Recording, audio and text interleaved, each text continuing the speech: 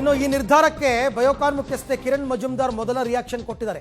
ಕಂಪನಿಗಳ ಆಡಳಿತಾತ್ಮಕ ವಿಚಾರ, ಅರ್ಹತೆ ಇದ್ದರಷ್ಟೇ ಉದ್ಯೋಗದಲ್ಲಿ ಮೀಸಲಾತಿ ಕೊಡಕ್ಕೆ ಬರುತ್ತೆ ಹಾಗಂತ Biocon MD Kiran Majumdar first reaction ಕೊಟ್ಟಿದ್ದಾರೆ.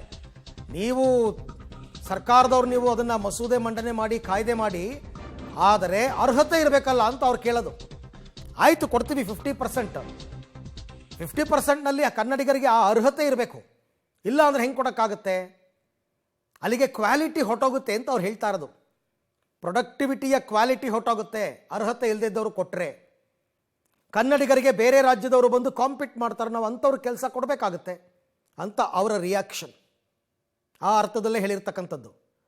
ಯಾರು ಎಲಿಜಿಬಲ್ ಇದ್ದಾರೆ ನಿಜಕ್ಕೂ ಕೂಡ ಅಂಥವ್ರು ಸಿಕ್ಕಿದ್ರೆ ಕನ್ನಡಿಗರು ಖಂಡಿತ ಕೆಲಸ ಕೊಡ್ತೀವಿ ಅಂತ ಅವ್ರು ಹೇಳ್ತಾ ಇರೋದು.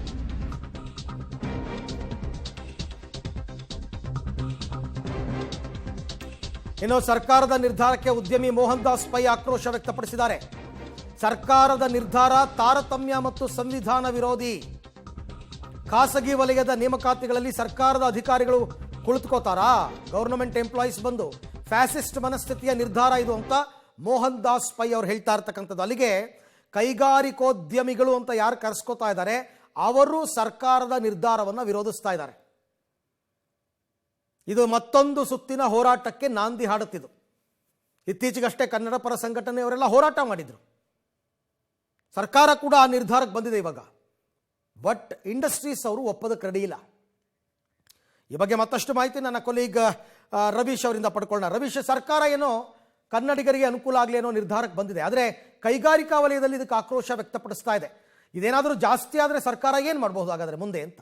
ಅರವಿಂದ್, ಪ್ರಮುಖವಾಗಿರ್ತಕ್ಕಂಥದ್ದು ಈಗಾಗಲೇ ಸರ್ಕಾರ ಡಿಸೈಡ್ ಮಾಡಿದೆ. ಸಚಿವ ಸಂಪುಟ ಸಭೆಯಲ್ಲೂ ಕೂಡ ಒಂದು ಕರಡು ಮಸೂದೆಗೆ ಒಪ್ಪಿಗೆ ಸಿಕ್ಕಿರ್ತಕ್ಕಂಥದ್ದು. ಹಾಗಾಗಿ ಯಾರೋ ಇಬ್ಬರು ಉದ್ಯಮಿಗಳು ವಿರೋಧ ಮಾಡಿದ ತಕ್ಷಣವೇ ಅದನ್ನ ಒಂದು ರೀತಿಯಲ್ಲಿ ಪರಿಗಣಿಸಿ ಹಿಂದಕ್ಕೆ ಸರಿಯೋದಿಲ್ಲ ಸರ್ಕಾರ. ಯಾಕೆಂದ್ರೆ ಈಗಾಗಲೇ ಎಲ್ಲವನ್ನು ಕೂಡ ತುಲನೆ ಮಾಡಿ ರಾಜ್ಯ ಸರ್ಕಾರ ಒಂದು ನಿರ್ಧಾರಕ್ಕೆ ಬಂದಿರತಕ್ಕಂಥದ್ದು. ಇದೇನು ಹೊಸ ಒಂದು ರೀತಿಯಲ್ಲಿ ನಿಯಮಾವಳಿಗಳೇನಲ್ಲ. ಸರೋಜಿನಿ ಮಹಿಷಿ ವರದಿಯ ಬಂದಂತಹ ಸಂದರ್ಭದಲ್ಲೂ ಕೂಡ ಅದನ್ನ ಯಥಾವತ್ ಜಾರಿಗೆ ತರಬೇಕು ಅಂತ ಕೂಡ ರಾಜ್ಯ ಸರ್ಕಾರ ಸಾಕಷ್ಟು ಸರ್ಕಸ್ ನಡೆಸಿತ್ತು.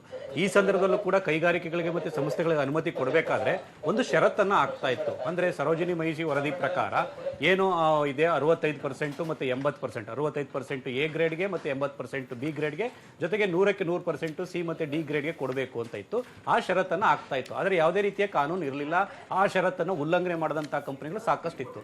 ಅದಕ್ಕೆ ಒಂದು ರೀತಿಯಲ್ಲಿ ಕುಣಿಕೆ ಹಾಕಬೇಕು ಅನ್ನೋ ನಿಟ್ಟಿನಲ್ಲಿ ರಾಜ್ಯ ಸರ್ಕಾರ ಈ ಒಂದು ಕಾಯ್ದೆಯನ್ನು ತರ್ತಾ ಇರ್ತಕ್ಕಂಥದ್ದು. ಈಗಿರ್ತಕ್ಕಂಥ ಕಾಯ್ದೆ ಪ್ರಕಾರ ಒಂದು 50 ಮತ್ತು 75% ಏನಿದೆ ಇದನ್ನ ಜಾರಿಗೆ ತರದೇ ಇದ್ರೆ ಅದಕ್ಕೆ ದಂಡ ಹಾಕುವಂತಹ ಮೊದಲ ಪ್ರಯತ್ನವನ್ನ, ಒಂದು ಮೊದಲ ಅಸ್ತ್ರವನ್ನ ಈ ಒಂದು ಕಾಯ್ದೆ ಮೂಲಕ ಒಂದು ರೀತಿಯಲ್ಲಿ ಜಾರಿಗೆ ತರ್ತಾ ಇದ್ದಾರೆ. ಅಂದ್ರೆ ಗರಿಷ್ಠ 25,000 ಕೂಡ ದಂಡ ಹಾಕಬಹುದು.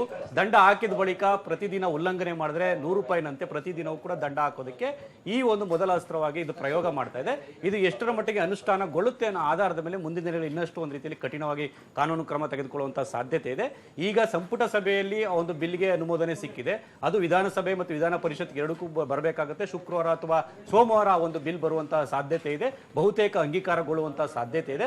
ಹಾಗಾಗಿ ಈ ಉದ್ಯಮಿಗಳು ಈಗ ಏನು ವಿರೋಧವನ್ನು ವ್ಯಕ್ತಪಡಿಸ್ತಾ ಇದ್ದಾರೆ ಅದಕ್ಕೆ ರಾಜ್ಯ ಸರ್ಕಾರ ಯಾವ ರೀತಿ ಆಲ್ಟರ್ನೇಟ್ ಆಗಿ ಅದನ್ನ ಒಂದು ರೀತಿ ಸಮಾಧಾನ ಪಡಿಸ್ತಾರನ್ನು ಕೂಡ ಕಾದು ನೋಡಬೇಕು. Aravind, okay Ravish, thank you ತಮ್ಮ ಎಲ್ಲ ಮಾಹಿತಿಗಾಗಿ ಧನ್ಯವಾದ. ಸರೋಜಿನಿ ಮಹಿಷಿ ವರದಿಯನ್ನ ಯಥಾವತ್ತಾಗಿ ಜಾರಿ ಮಾಡಬೇಕು ಅಂತ ಕನ್ನಡ ಪರ ಸಂಘಟನೆಗಳು ಒತ್ತಾಯವನ್ನು ಮಾಡಿದ್ರು. ಸರ್ಕಾರ ಕೂಡ ಅದಕ್ಕೆ ಈಗ ನಿರ್ಧಾರಕ್ಕೆ ಬಂದಿದೆ.